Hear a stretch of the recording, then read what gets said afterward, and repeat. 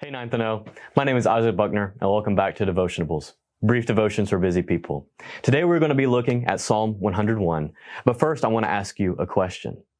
What are you most committed to? What motivates you and why do you live the way you do? In a sense, that's what David does in Psalm 101. He, as the king of Israel, as God's chosen leader, sets forth his commitments. We see what is most valuable to him, and we see how he seeks to live his life. The first priority that David makes clear in Psalm 101 is his worship of God.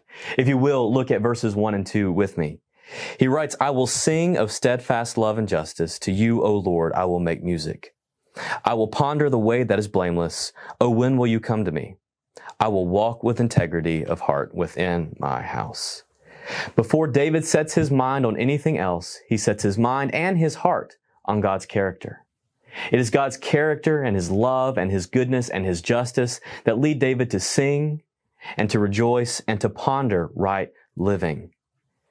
What motivates you as a Christian, but as a spouse, as a parent, as a sibling, as an employee, as a boss? What motivates you to live the way you do?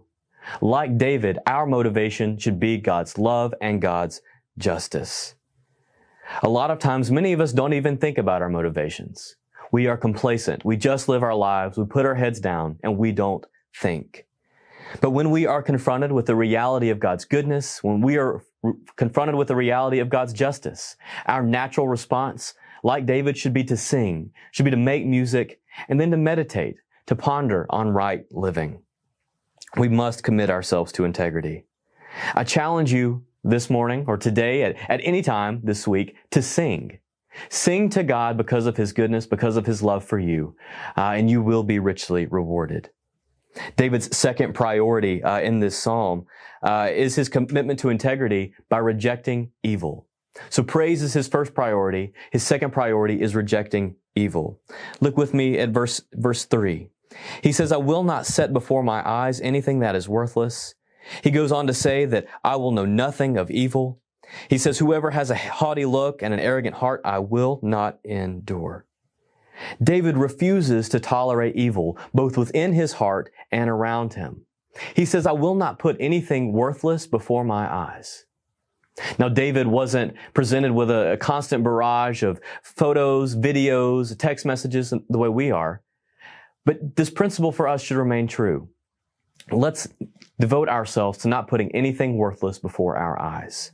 You see, David sees that his eyes and his heart are connected. He knows that what he beholds, what he puts in front of him, lead to the condition of his heart. They affect him. Church, what do you put before your eyes? What do you let into your eyes and into your heart?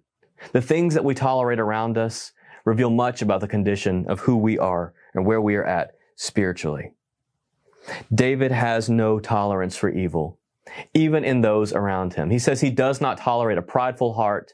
He does not tolerate someone who can talk a big game, who can use kind words, but also in the interior of their heart are evil and are wicked. We need to choose carefully who we're around. The people we're around shape who we become. So like David, we must not tolerate evil.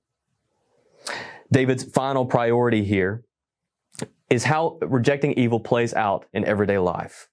In the last few verses of this psalm, David explores the practical realities of rejecting evil and promoting what is good. He says in verse 6 that he will look with favor on the faithful in the land, that they may dwell with him. He says in verse 7 that no one who practices deceit shall dwell in his house. And then in verse 8, he goes to talk about how all wickedness and all evil will be destroyed in his kingdom. He is presenting an ideal for leadership.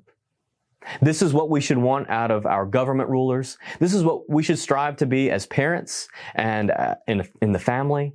This is what it means to lead well, to punish wrongdoing, and to promote what is good. But we do know that David didn't live up to this ideal. We look at the story of David and Bathsheba, or even David's interactions with Absalom. David failed at his ideal. But we know as Christians that we have a king who fit this ideal perfectly.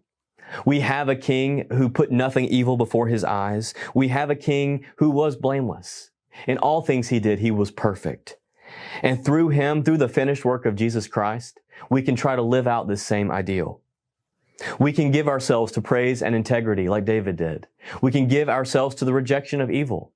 And in our relationships, like David and like Christ, we can reward righteousness and punish evil. When we do these things, when we live according to the ideal of Psalm 101, we will let God's character be our greatest commitment. And this should be the greatest commitment in your life and in mine.